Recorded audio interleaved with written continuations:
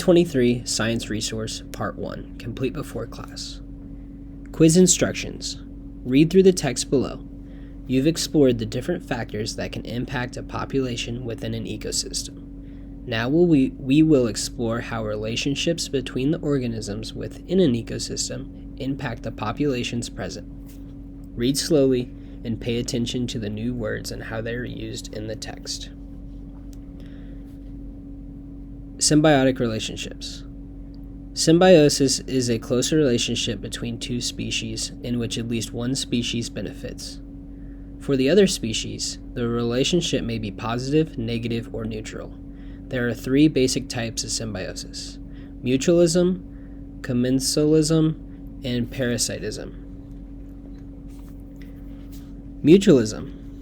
Mutualism is a symbiotic relationship in which both species benefit. An example of a mutualism involves guppyfish and shrimp. See the figure below. The nearly blind shrimp and the fish spend most of their time together. The shrimp maintains a burrow in the sand in which both the fish and shrimp live. When a predator comes near, the fish touches the shrimp with its tail as a warning. Then, both fish and shrimp retreat into the burrow until the predator is gone. From their relationship, the shrimp gets a warning of approaching danger, the fish gets a safe retreat and a place to lay its eggs. The multicolored shrimp in the front and the green guppyfish in the back have a mutualistic relationship.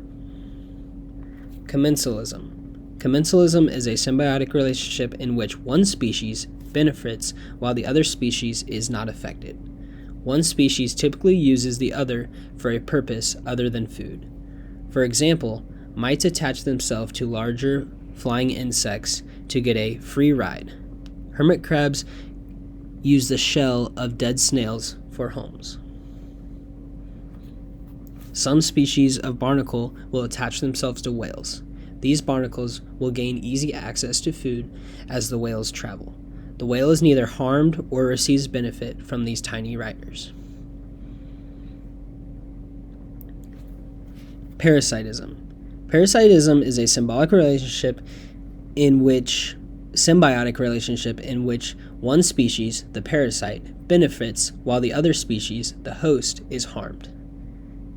Many species of animal are parasites, at least during some stage of their life.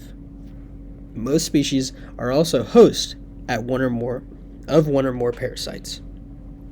Some parasites live on the surface of the host, others live inside their host.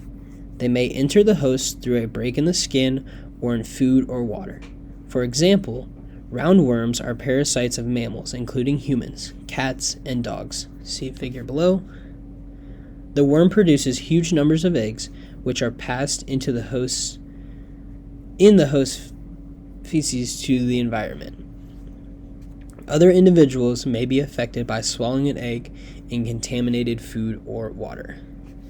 This is a roundworm. A roundworm is like this one, might eventually fill a dog's intestines unless the dog gets medical treatment. Some parasites kill their host, but most do not.